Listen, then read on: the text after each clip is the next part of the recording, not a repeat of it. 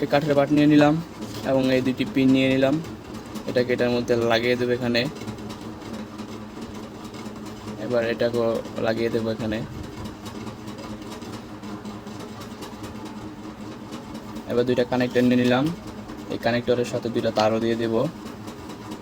এই যে দুইটা তার আছে, এটা তারও দিয়ে দেবো কানেক্টরের সাথে।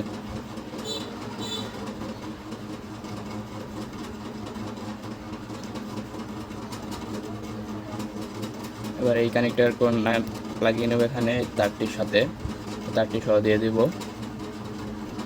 তো তার এবং কানেক্টর দুইটা লাগিয়ে নিয়েছি খুবই সহজে। এবার তারগুলোকে এখানে একটু কষ্ট মেরে দেবো যাতে এগুলো কাজ করার সময় সমস্যা না হয়। তো এইরকম যে কোনো তার আছে চিকন, এগুলো একটু নিয়ে নিলাম। এগুলোকে ছোটো ছোটো টুকরো করবো, অনেকগুলো টুকরো করে নিয়েছি এবং এগুলোকে একটু বাঁকা করে দিব যেরকমভাবে।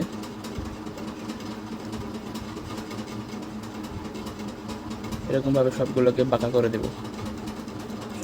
সবগুলোকে বাঁকা করে নিলাম। এখন এটাকে এই জায়গায় লাগিয়ে দেবো, যে কানেক্টরগুলো দিয়েছিলাম কানেক্টরের মধ্যে লাগিয়ে দিলাম। এবং আমি বাকি যে তারের মাথা আছে এটাকে যে ট্রান্সফরমারের মধ্যে লাগিয়ে দিচ্ছি এই তারগুলোকে। এটা হচ্ছে 12 ভোল্ট ইউপিএস ট্রান্সফরমার, অনেক হেভি ট্রান্সফরমার এটা। এটার মধ্যে লাগিয়ে দিলাম। এবারে এটা আমরা টেস্ট করব। তো এখানে একটা পুশ সুইচের প্রয়োজন ছিল, সেটা আমি ভুলে গেছিলাম লাগাইতে। এখন পুশ সুইচটা লাগিয়ে দিয়েছি। এখন এই জায়গায় একটু কস্টিপ লাগিয়ে দিবে যাতে সেফটি থাকে। কস্টিপটা লাগিয়ে নিলাম। তো এবার চেক করার পালা। এখানে যে সুইচটা টিপ দিলেই দেখবেন এটা হিট হবে। আমি এখন প্লাগটা দিতেছি,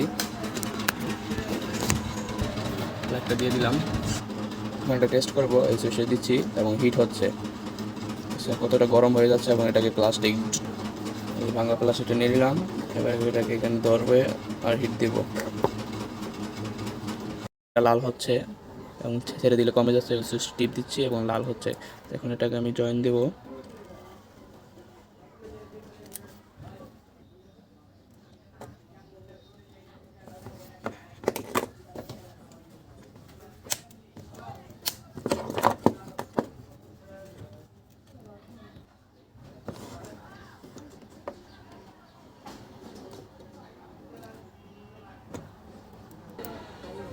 হ্যাঁ,